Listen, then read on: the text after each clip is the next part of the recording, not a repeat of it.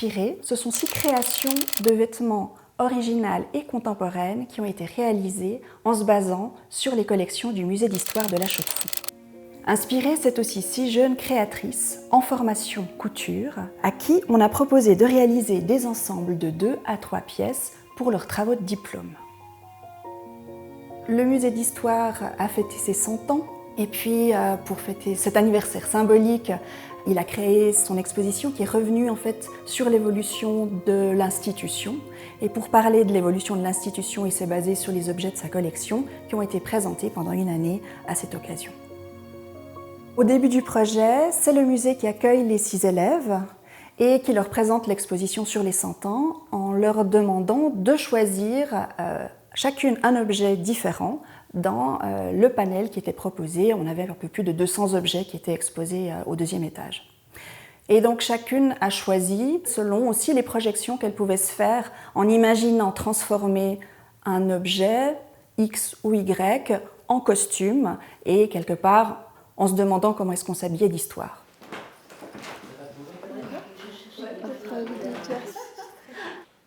Ce soir, la visite flash s'intitule « Les dessous de la création » et dessous dans le sens où on veut vous partager, on veut vous montrer le processus créatif qui a mené à la création de ces costumes d'aujourd'hui. Et pour vous en parler ce soir, on a le plaisir d'accueillir Emmanuelle Künzler avec nous ce soir, qui connaît bien ces phases de création vu qu'elle enseigne au pôle Arts appliqués depuis 2016.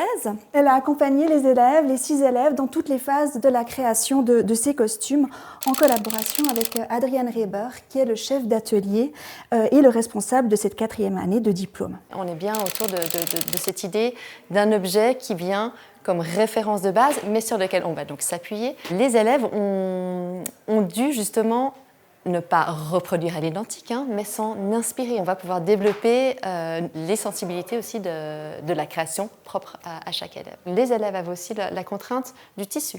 On a travaillé en collaboration avec une maison suisse. Et puis, la palette, elle se composait de sergés de coton. Donc, si vous avez eu l'occasion de les toucher, il y a déjà une certaine épaisseur, une certaine main, une certaine rigidité, quand même, avec 2 pop-lines de coton qui, là, pour le coup, sont beaucoup plus fines. Donc, le tissu connu, imposé, l'objet choisi, imposé, quand même, et l'élève, après, part dans ses recherches. Qu'est-ce que l'objet m'inspire de par sa forme, de par sa matière, de par son histoire. Donc chaque élève crée son panneau d'ambiance. Le panneau est amené à évoluer. Au départ, le choix est très très large et après on vient gentiment dire mais pourquoi cette image? Est-ce que ça fait écho? Est-ce que tout d'un coup on ne se perd pas? C'est vraiment, ça évolue et ça s'affine tout au long des semaines de travail.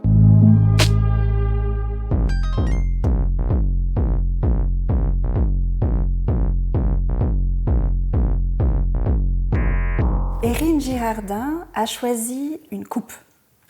Il s'agit d'une coupe du tir fédéral de Genève qui date de 1887. Ces grandes manifestations sportives très populaires au XIXe siècle. L'aspect sport a intéressé Erin Girardin et certains éléments également présents sur le pied de la coupe, comme l'aigle qu'elle a réintégré dans le manteau de sa création. Et pour la forme du costume du dessous, elle s'est inspirée de la coupe en elle-même, qu'elle a adaptée à la morphologie de son mannequin en l'inversant simplement. Le gobelet ou le récipient a été tourné vers le bas pour créer la jupe, alors que le pied a été utilisé en tant que bustier et jusqu'au col.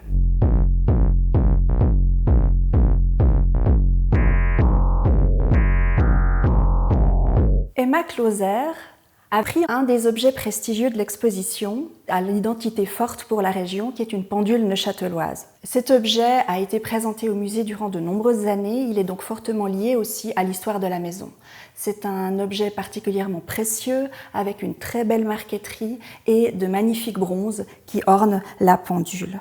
Elle a choisi cet objet pour son appartenance identitaire et son lien à l'exposition, et aussi pour le travail de marqueterie qu'elle a souhaité rendre dans le manteau de sa robe, avec un travail d'empiècement des unes avec les autres.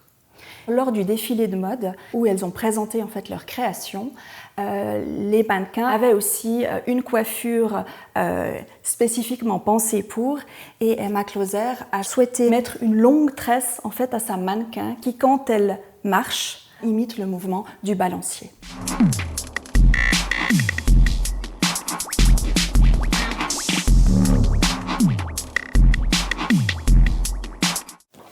On a des formes, on a des volumes que l'élève va justement chercher à illustrer, à donner forme, si j'ose dire, en vêtements. Des effets de détail, est-ce qu'on on va mettre une piqûre, pas de piqûre. Ça, c'est vraiment un peu des recherches pour répondre, être au plus proche de la réalité après, avec ces contraintes d'un des tissus qui a été imposé. L'élève va venir tester, dire ok, est-ce qu'on va essayer de faire un smoke, c'est-à-dire tout plisser, passer un fil, puis quand on ouvre, d'un coup il y a un volume qui peut apparaître. Par un jeu de piqûres, on trouve tout d'un coup des facettes et un volume qui se crée.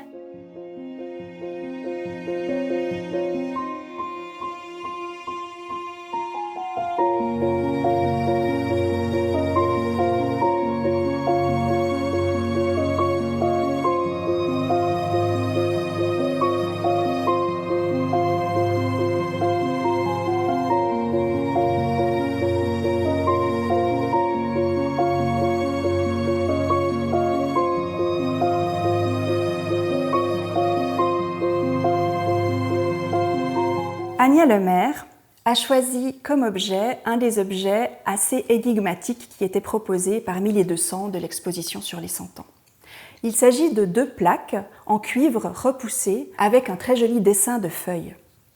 Ce sont 2 plaques qu'on dit de propreté, qui sont des éléments qu'on fixe contre les murs ou contre les portes à des endroits où le frottement pourrait abîmer à l'usure la partie qui est dessous. Le travail d'Ania Lemaire est intéressant en ce sens qu'elle a repris en fait cette fonction de protection avec la double couche et en faisant dialoguer le manteau avec la robe. Le manteau reprenant la structure extérieure de la plaque de propreté avec un travail sur un tissu qu'elle a matelassé en reprenant le décor figuratif de l'objet et qui protège en fait, qui habille la robe qui, elle, reprend le motif, les nervures du bois tel qu'on peut l'imaginer sur une porte.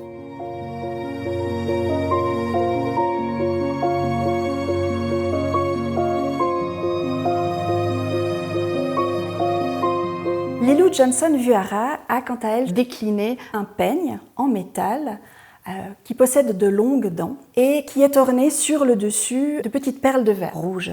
Le peigne n'a pas de date dans notre inventaire, on ne sait pas de quand il date, mais on sait qu'il s'agit de peignes qui étaient portés par les femmes au XIXe siècle, au début du XXe, et qui leur permettaient de maintenir en chignon leur chevelure. Et donc le peigne a une fonction pratique de maintien des cheveux et une fonction décorative, vu que la couronne apparaît et orne la coiffure. Lilou Johnson-Vuara a souhaité reprendre différents éléments de l'objet, à savoir le dessous, ce qui est caché, qui en fait reprend les dents du peigne, avec ce travail très intéressant de tissu qui a été plissé et qui a été cousu de telle sorte à voir les lignes, cette partie cachée dans les cheveux, et du coup le manteau fait référence à la couronne qui est aussi sur le peigne visible avec cette technique du smoke où on retrouve les petites perles en verre et le plissé qui donc dessine la taille mais aussi les manches.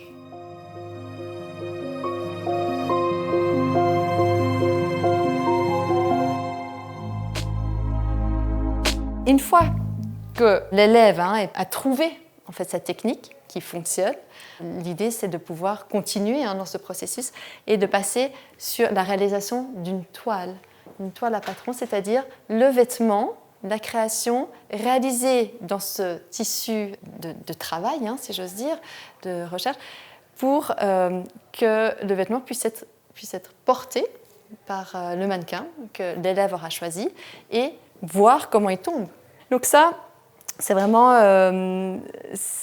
c'est une belle étape parce que tout de suite l'élève, on est passé d'un univers, d'une inspiration, de petits essais, et tout d'un coup on voit enfin le vêtement, bien qu'il ne soit pas réalisé encore dans le tissu final, on voit le vêtement prendre forme, et ça c'est une très, très belle étape. Et au final, inspiration, échantillon, toile, correction, essayage, fiche technique pour arriver à la pièce terminée, créée, où la pièce prend vie. Alors, après tous ces mois, 3 mois de travail autour de cette thématique.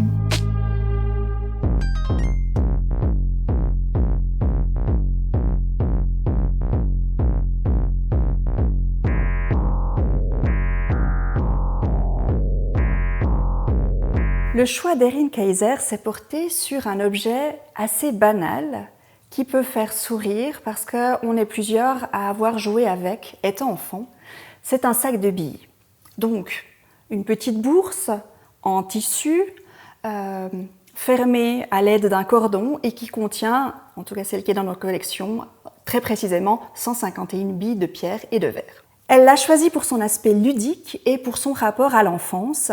Et cet aspect ludique s'est retrouvé jusque dans la manière dont elle a traité le manteau de son ensemble, à savoir, quelque part, c'est quelque chose une transcription assez littérale du sac de billes, vu que le manteau est un grand sac qui nous a beaucoup fait rire, car elle s'est permis la liberté de ne pas faire un manteau qui s'ouvre par exemple à l'avant, mais d'en faire un sac qui, lorsqu'on veut s'en séparer, tombe. C'est-à-dire que le mannequin dénoue le manteau et le fait tomber pour pouvoir passer par-dessus et s'en séparer.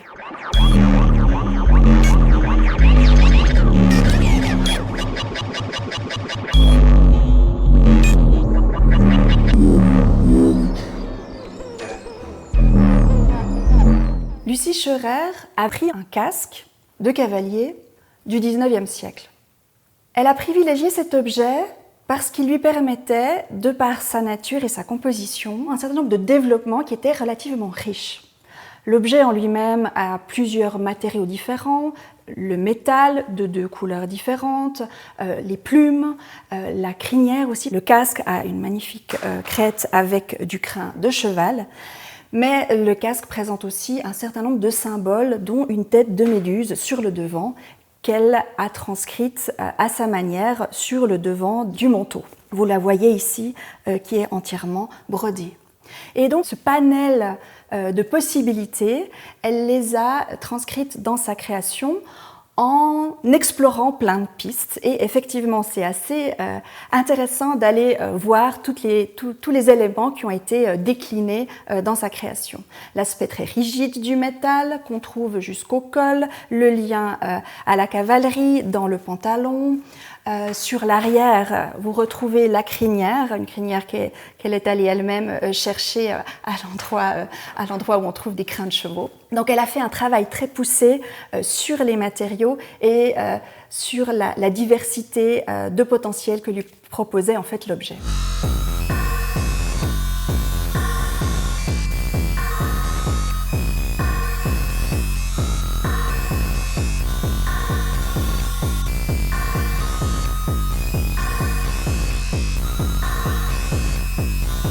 Tout travail d'exposition est un travail collectif. Pour cette exposition-ci, on a eu 3 partenaires, le musée avec sa collection, qui fournit la base de l'inspiration, le centre de formation professionnelle neuchâtelois, son pôle art appliqué et plus spécifiquement sa classe de 4e année N-Mode, qui a réalisé les costumes, et la Société des Amis, pour qui une des missions est de valoriser les collections et qui a choisi de distinguer 3 réalisations par des prix lors du défilé des créations qui a été proposé au Musée d'Histoire.